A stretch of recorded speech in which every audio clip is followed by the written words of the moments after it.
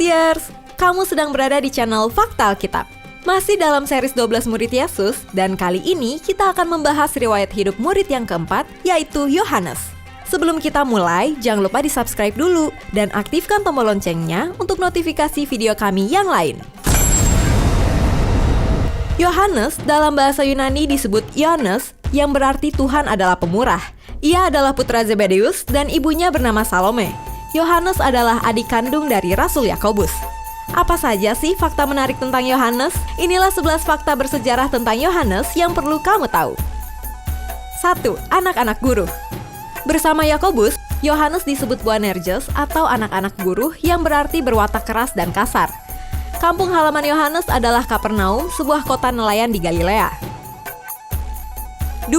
Mantan murid Yohanes Pembaptis. Sebelum menjadi murid Yesus bersama kakaknya Yakobus, Yohanes juga adalah murid Yohanes Pembaptis sebelum dipilih menjadi murid Yesus.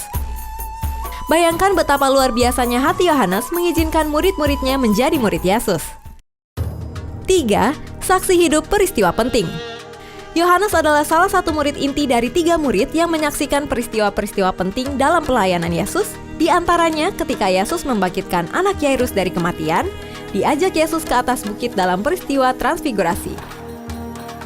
Yohanes terkenal sebagai murid yang setia kepada Yesus.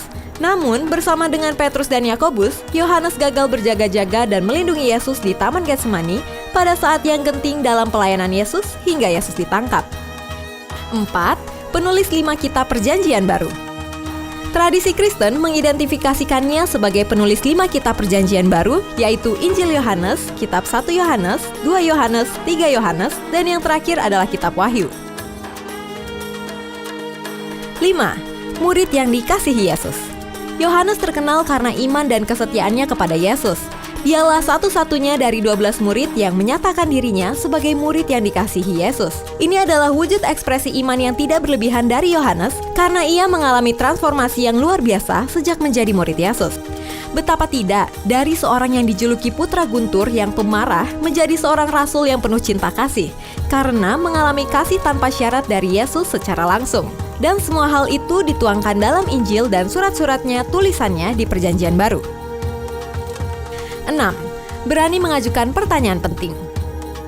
Yohanes jugalah yang berani mengajukan pertanyaan kepada Yesus tentang siapa yang akan menyerahkan Yesus saat dalam suasana perjamuan terakhir. 7. Mengikuti Yesus di malam penyaliban. Dia dan Petrus adalah 2 dari 12 rasul yang terus mengikuti Yesus dalam situasi genting sebelum Yesus disalib. Yohanes hadir di rumah imam besar selama pengadilan Yesus. 8. Bersama Yesus sampai akhir di Golgota. Bersama para wanita saleh lainnya, Yohaneslah satu-satunya murid pria yang berdiri hingga akhir kematian Yesus di samping kayu salib di atas bukit tengkorak. 9. Dipercayai Yesus merawat ibunya. Kepada Yohaneslah Yesus menitipkan perawatan Maria, ibu Yesus, sesaat sebelum kematiannya di kayu salib. 10. Menjadi pelopor pemberita Injil. Setelah kebangkitan Yesus, Yohanes dan Petrus adalah yang pertama dari murid yang berlari menuju kubur Yesus, dan Yohanes adalah yang pertama percaya bahwa Yesus benar-benar telah bangkit. Setelah kenaikan Yesus dan turunnya Roh Kudus, Yohaneslah pelopor pembawa berita Injil yang mengajak Petrus untuk memberitakan Injil di Yerusalem tanpa rasa takut dan menderita pemukulan serta hukuman penjara. Ia juga bersama Petrus mengunjungi orang-orang yang baru bertobat di Samaria. Para sejarawan mengasumsikan bahwa Yohanes dengan berani dan setia selama 12 tahun merintis dan memuridkan banyak orang, hingga penganiayaan Herodes Agripa I menyebabkan perpindahan para rasul melalui berbagai provinsi di Kekaisaran Romawi. 11. Mati dalam damai. Bagaimana kisah akhir hidup Yohanes?